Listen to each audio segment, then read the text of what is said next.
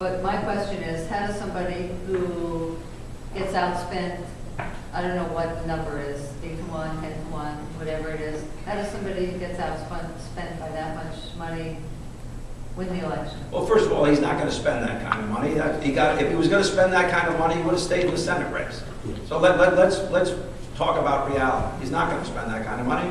He doesn't have that kind of money. He's a wealthy guy. But if he wanted to spend 30 or 40 or 50 million dollars, he'd be running for the Senate right now. That's where he started. Number two, you don't beat Tom Foley by running another Tom Foley against him. I want to be very clear. If you're going to run two guys from the same neighborhoods and one's authentic, the authentic one's going to win. Let's be very honest. So Tom Foley can talk about Republican principles and talk about running government like a business, which most Republicans do. He starts with a head start. I have ideas. I have experience. I actually think people in Connecticut care about those sort of things. I hope Democrats care about them. At least that was the Democratic Party that I grew up in.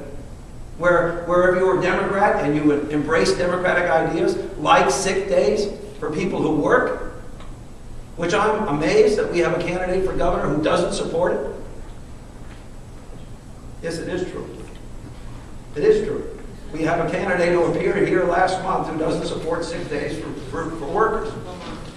So I got to tell you, it's ideas, it's principles, it's hard work, it's message. You get it out and you win elections. Republicans have been outspending Democrats in lots of elections for decades. Now I'm going to say one other thing. Look at the poll numbers. And look at who does well with independents and who doesn't do well with independents. No Democrat can win this election with Democratic votes alone. You've got to win more than a majority of independent voters. I can do that.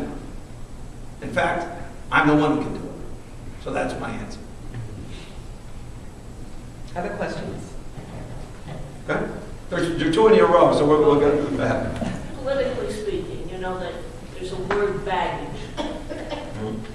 Do you have baggage? I mean, somewhere in your 14 years, you had a, I want to use a bad word, piss off somebody. Right? I mean, you have to have skeletons. 14 years, you went against some union or something. You also got beaten in a Democratic primary against Stefano. Sure. You know, I share her feeling, and I think we all want to win. We're so sick and tired of losing. Sure. So you're talking about Ned Lamont. That's what you're talking about. So let's or Mary. Or Mary. No, Mary. She's been, there you go. She said you had baggage too, by the way. So you were talking about Mary. No, I mean, listen, it's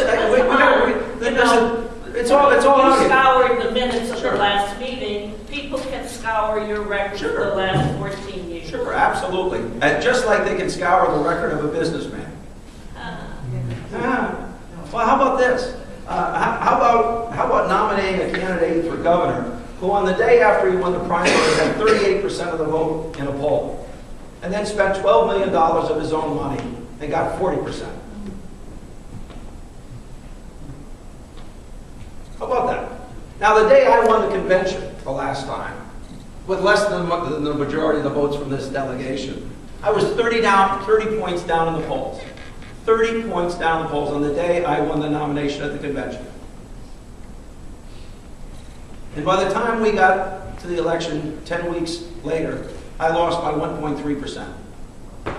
So I'll take my record that year and compare it to the other guy's record that year and ask you, which record would you actually want to support?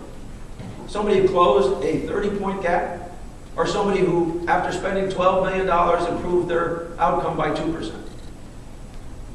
Gives you something to think about. I want your vote. I want your vote. And you know what? So what I would say to you is, take money out of the equation. If Mary's a better candidate, support Mary. If Rudy's a better candidate, support Rudy. But I didn't grow up in an America where we nominated candidates based on money.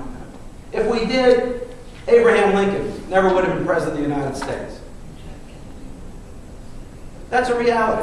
And you could name lots of people who were born in log cabins and grew up in places that nobody was supposed to be successful from. Mary and I just came from humble beginnings. So we live in America where how much money, well, let me put it this way. Let me put it this way. I can't change who my grandparents were. So if you're going to make your decision based on who somebody's grandparents were, how much wealth they were born with, then I'm not going to win your vote.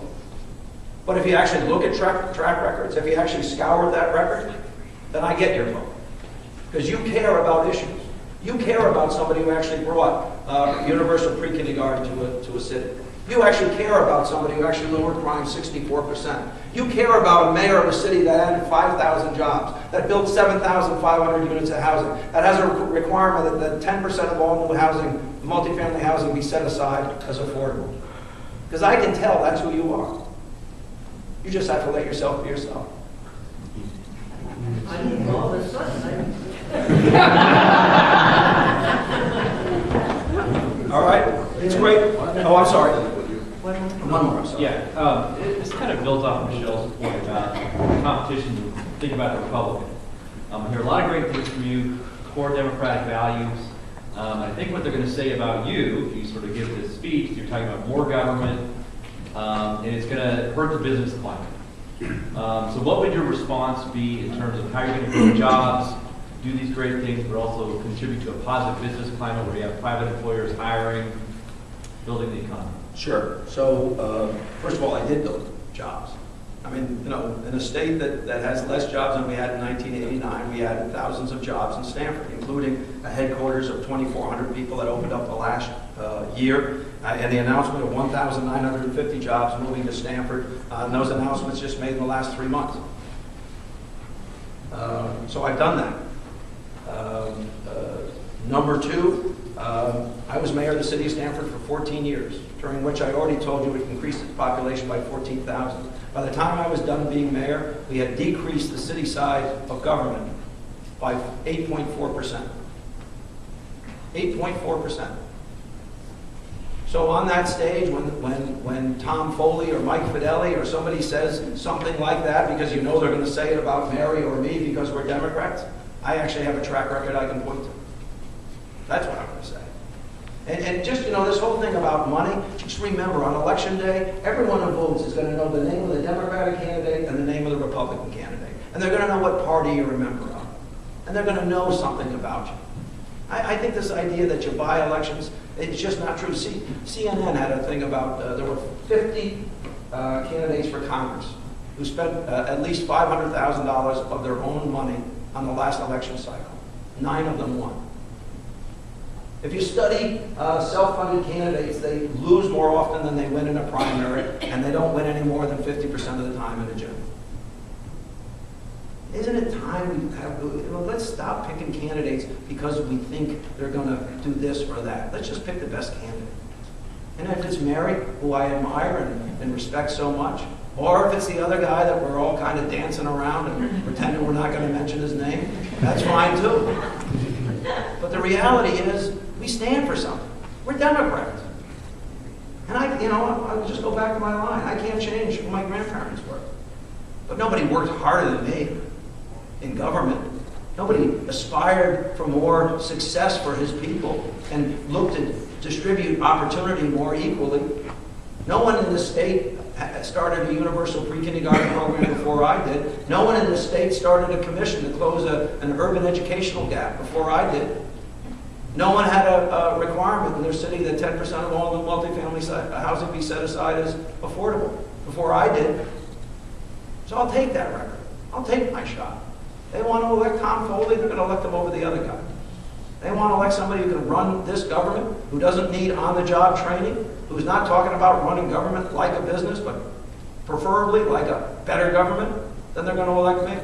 That's why I'm here. That's why I always go back to Glastonbury. That's why I'm asking you for your support. Even if it's been promised to somebody else, that's why I'm asking your support. It's great to be with you. Thank you.